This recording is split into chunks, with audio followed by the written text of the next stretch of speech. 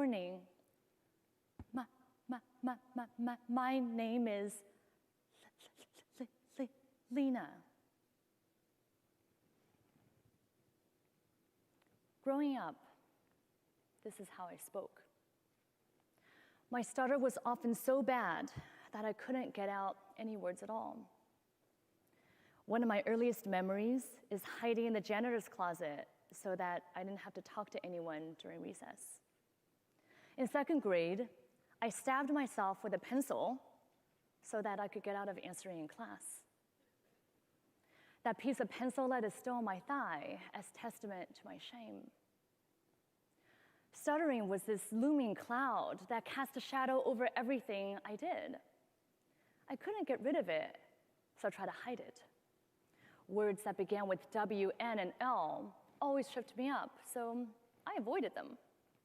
I never asked for water, only something to drink. I wanted to take a class in neuroscience, but couldn't pronounce the word, and so never registered for it. I never introduced myself because my name, Leana, wasn't something I could easily substitute. I became so good at hiding that people rarely heard me stutter, but they also rarely heard me speak. I was terrified of being found out. And there were so many words that I could never say, so many things I could never do. If only I could get rid of my fear. Surely fear is something bad, something that prevents us from reaching our goals. Last year, researchers published a paper in the journal Science about how fear has been mapped to specific neurons in the brain in a part called the amygdala. That led to speculation that maybe we can end fear once and for all. Now think about your deepest, darkest fear. Imagine if you could banish it forever. Well, as it turns out, there are some people who don't have fear, like SM, a middle-aged woman who had a rare disease that destroyed her amygdala and therefore her fear response. Scientists have tried their best to scare her. They took her to haunted houses. They handed her poisonous snakes. They even had a man with a knife grab her suddenly.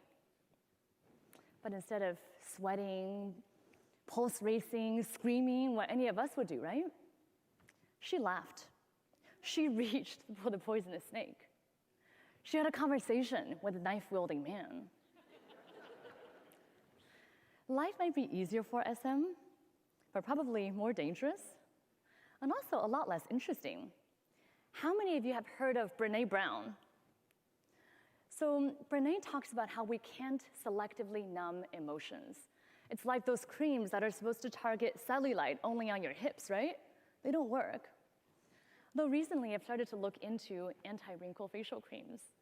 Do you ever wonder when that happens? 1 minute, you have a fake ID, you want everyone to think you look older, and then all of a sudden, you're upset when bartenders don't even ask you for identification anymore? If you're not laughing, you haven't gotten to that part yet, just wait and see. My little sister is 11 years younger than me, and there's never been any confusion about who's the older sibling. We were recently at this party when this guy asked us, which one of you is older? Well, that question made both of us really happy, until he said he knew why, because we're on two sides of the line. So of course I had to ask him then, what line is that? I don't think he talked to us for the rest of that party. My point is that if we try to numb fear, we run the risk of numbing everything else too. And maybe fear could actually be good for something. There's a quote in Chinese that you have to eat bitter to taste sweet. Books and movies are filled with stories of success that come only after the hero overcame significant fear and a lot of adversity. So if that's the case, then how do we select for the good parts that lead to building character rather than destroying confidence? To answer this question, I had to first come to terms with myself. By the time I was finishing college, I was the master at overcompensation. Because I couldn't speak up in class, I had to try to prove myself some other way. And so I studied all the time. I camped out in libraries. I barely had friends, and I never went out. I was desperately unhappy. Although on the bright side, I was the ideal Asian student. The daughter that Tiger Mom would have loved to call her own, right? The first time that I went to a speech therapist, I was my typical reclusive type A self. I remember sitting down and saying to her, I would like some strategies for dealing with my problem. Can you please give me some tips, some exercises that I can do in my room, in private, on my own time?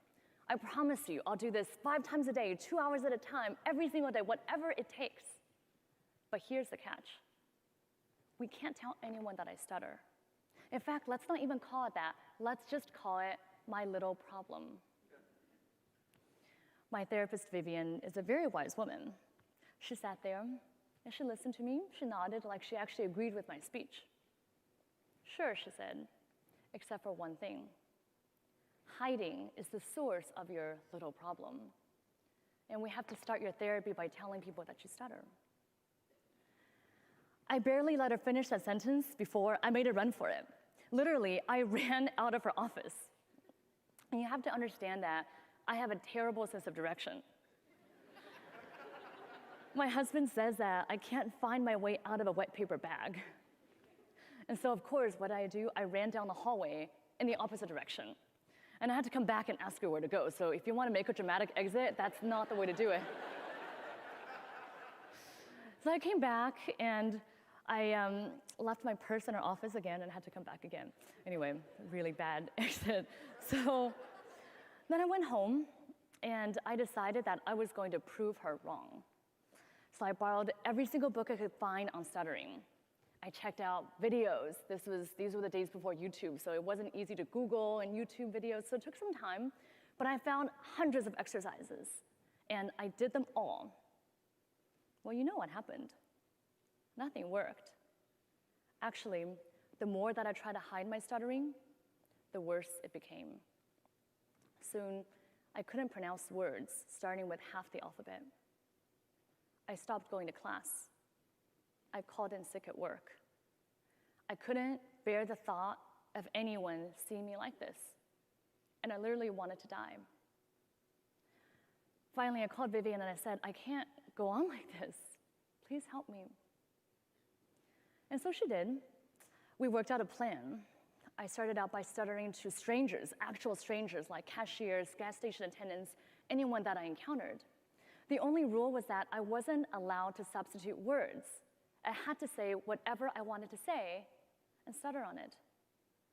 And when you spend 22 years of your life hiding and avoiding this very thing, you can imagine how terrifying this was. But then I found something surprising. Just like today, when I stuttered to you, what did you do? You looked at me. Maybe you wondered what this is. Maybe you knew that I stuttered, but you didn't laugh. I didn't die. Each person that I stuttered to became a success because it meant that I could finally say what I want to say when I want to say it. But then came the really hard part. I had to tell my family and friends that I stutter. Forget for a moment how ridiculous this sounds, that I was the most afraid of people that I care the most about. Although when you think that identity is so closely tied to shame, maybe this isn't so hard to believe. Let me just say, though, that I did this telling really badly. I remember emailing this friend saying that there was something really important I had to tell him, that it could change the nature of our relationship forever. I don't know what he thought this conversation was going to be about, but both he and his girlfriend seemed relieved when I told them that it was actually about stuttering. Well, being you, the real you, is really hard. Actually, I have a confession to make. This is the first time that I've spoken in public about my stuttering. It's just...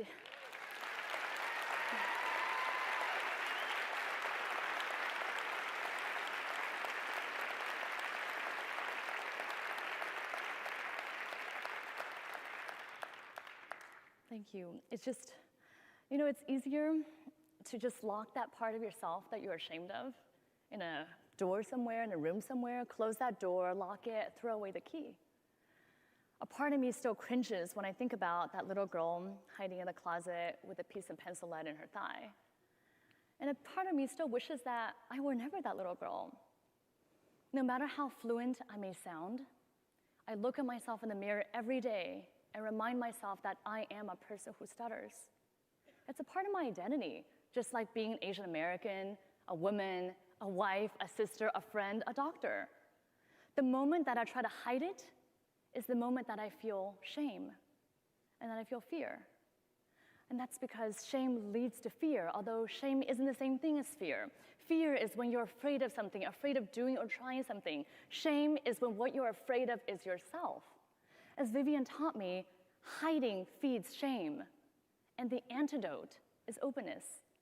To overcome fear, we have to first overcome shame. Do you want to know another antidote to fear? Well, first, here's what it's not. I read a lot of applications from bright, ambitious students for medical school and fellowships, and here's how a lot of them go. I want to make a difference. I want to go to Africa to work on HIV. All right, HIV in Africa is a big problem. It's a big problem here too. Right here in Washington, D.C., HIV is an epidemic. If DC were a country, we would have a higher percentage of people living with HIV than Congo, Rwanda, Ethiopia, and 28 African countries. Now, I'm not saying forget about Africa, but if you want to make a difference, don't wait until you can travel 7,000 miles and buy a plane ticket only to go for 2 weeks. Make a difference in your community here and now. If you want to write, don't wait until the New York Times comes calling.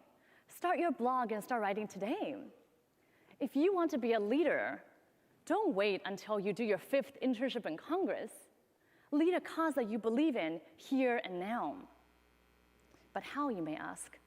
I don't have money or authority. Well, think about the great leaders of our time. Nelson Mandela, Martin Luther King Jr. Nobody handed them a sack of money or trust fund and gave them a prestigious title, right? Look at your TEDx organizers like Brian Doyle. I'm going to embarrass Brian for a second. He's hiding backstage just for this purpose. But 3 years ago, Brian was a high school student when his teacher asked him to help organize TEDx Youth in San Diego. He was so inspired that when he moved to DC, he helped to start TEDxFoggyBottom and helped to make this event into the amazing gathering that it is today. You know, Brian and his team, they're full-time college students. They didn't start out with money or authority. What they had was conviction. They took a risk. They knew that the other antidote to fear is action. What prevents action? 4 big bad words. What if I fail? Nobody likes to talk about failure, but we're at a conference about illuminating, and so let's shed some light on it. I want you to think about the last time that you failed. And I mean really failed. This is not an interview question. Don't tell me, I got a B+ in quantum mechanics as a freshman, and that's how I know that I'm actually a perfectionist. Think about a time that you really failed. And when you really failed and felt devastated, you felt awful. You locked yourself in your room and watched 20 hours of Downton Abbey reruns while wearing your old prom dress and eating Cherry Garcia ice cream. We've all been there, right? We all know the what if. A few months ago, I spoke at a community college in the farmlands of California's Central Valley. Nearly all the students there were immigrants and the first in their families to go to college. A lot of them wanted to be doctors, but they didn't believe that they could actually do it. This girl, Lisa, came up to me and told me that she was 9 when her father started having fever and trouble swallowing. They lived right across the street from a medical clinic, but he was too afraid to go because they were undocumented. That night, she watched as he choked to death on his own saliva. Lisa dreams of being a doctor. She works 2 jobs to support her mom and 3 younger siblings and to put herself through college. It's taken her 6.5 years, but she has a near 4.0 GPA, and she still volunteers every day at that clinic across the street. You know what her advisor told her? not, you're going to be great. This is so inspiring, go for it. But be realistic, because people like you, students here, they don't become doctors. You wouldn't want to fail, would you? Well, I wanted to take Lisa and grab her. Actually, I really wanted to grab this advisor. But I wanted to take Lisa and grab her and these other students and say to them, you can do it. You should do it. Of all the people who should become doctors, it's you. It's your story, your authentic voice. That's what people will connect with. That's what will give you drive and passion in your career. That is your mission. Let's talk about these 4 big bad words. What if I fail? Well, I have 2 words back to that. So what? So what?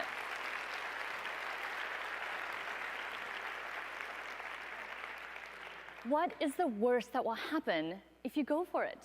We actually all know the answer to this, right? Because we've all been there. We've all seen the what if. Nobody will laugh. If they laugh, that's their problem and not yours. You won't die. As Tina Fey says, you can't be that kid standing at the top of the water slide overthinking it. You have to go down the chute.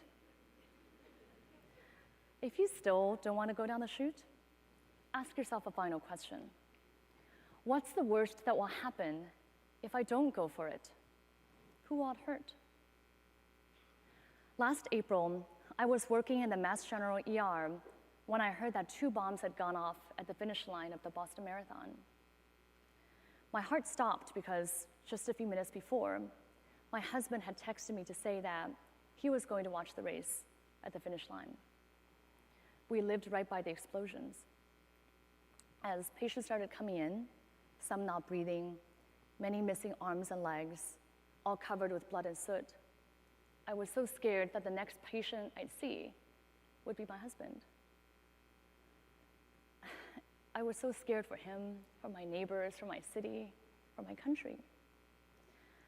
And yet that fear did not paralyze me because I knew what I had to do. If all of us, as first responders, policemen, doctors, nurses, if we let fear consume us, if we couldn't do our jobs, who would it hurt? What would happen if Lisa and these other caring, committed students don't become doctors?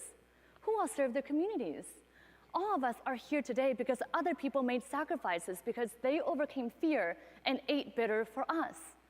Now it's our turn for those that follow. My takeaway for you today isn't that we should end fear or that we should celebrate it.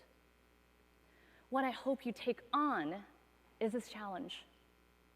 I challenge you to find what it is that you're really ashamed of and bring it out into the open. I challenge you to figure out what it is that you really want to do and do it here and now. I challenge you to reframe your fear and turn it inside out, from shame for yourself into action for others, and spread the word. Thank you.